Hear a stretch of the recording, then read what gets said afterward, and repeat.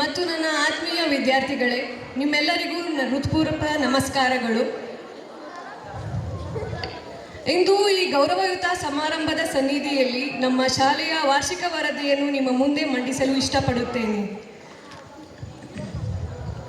ಕರ್ನಾಟಕ ಸರ್ಕಾರವು ರಾಜ್ಯದ ಅಲ್ಪಸಂಖ್ಯಾತರ ವಿದ್ಯಾರ್ಥಿಗಳ ಶೈಕ್ಷಣಿಕ ಅಭಿವೃದ್ಧಿಗೆ ಅಲ್ಪಸಂಖ್ಯಾತರ ಕಲ್ಯಾಣ ಇಲಾಖೆಯಿಂದ ರಾಜ್ಯದಲ್ಲಿ CBSE ಪಠ್ಯಕ್ರಮದಲ್ಲಿ ಡಾಕ್ಟರ್ APJ ಅಬ್ದುಲ್ ಕಲಾಂ ವಸತಿ ಶಾಲೆಗಳನ್ನು ಜಿಲ್ಲೆಗೆ ಒಂದರಂತೆ ಸ್ಥಾಪಿಸಿದ್ದು, ಅದರಲ್ಲಿ ನಮ್ಮ ಶಾಲೆಯೂ ಒಂದಾಗಿದೆ. ನಮ್ಮ ಶಾಲೆಯಲ್ಲಿ 6ರಿಂದ 12ನೇ ತರಗತಿಗಳಿಗೆ ಮಕ್ಕಳು ವಿದ್ಯಾಭ್ಯಾಸ ಮಾಡುತ್ತಿದ್ದಾರೆ. ಕಲ್ಯಾಣ ಇಲಾಖೆಯು ಈ ವಸತಿ ಶಾಲೆಗಳಲ್ಲಿ ಪದವಿ ಪೂರ್ವ ಶಿಕ್ಷಣ PUCಯನ್ನು ಆರಂಭಿಸಿ ಈಗಾಗಲೇ 2 ಬ್ಯಾಚ್ಗಳು ಸಹ ಹೊರಬಿದ್ದಿದ್ದು, ಇದರಲ್ಲಿ ಪ್ರತಿಶತ 96.29% ಫಲಿತಾಂಶವನ್ನು ನಮ್ಮ ಶಾಲೆ ನೀಡಿದೆ.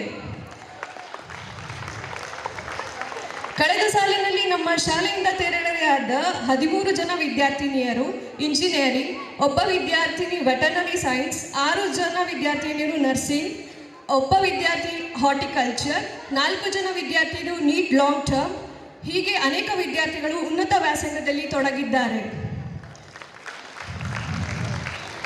ಅದೇ ರೀತಿಯಾಗಿ ಈ ವರ್ಷವೂ ಸಹ ಉತ್ತಮ ಫಲಿತಾಂಶವನ್ನು ನೀಡಲು ಶಿಕ್ಷಕರ ತಂಡವು ಹಗಲಿರುಳೆನ್ನದೇ ವಿದ್ಯಾರ್ಥಿಗಳ ಜೊತೆ ಶ್ರಮ ವಹಿಸಿದ್ದಾರೆ. ನವಮಾಸಕ್ಕೆ ಧರಣಿ ಹಸಿರುಟ್ಟಂತೆ ಶಿಕ್ಷಣ ವಿಚಾರವಾಗಿ 2025-26ನೇ ಶೈಕ್ಷಣಿಕ ಸಾಲಿಗೆ ಮೇ 29, 2025ರಂದು ಹಬ್ಬದ ವಾತಾವರಣದೊಂದಿಗೆ ಶಾಲೆಯನ್ನು ಆರಂಭಿಸಲಾಯಿತು.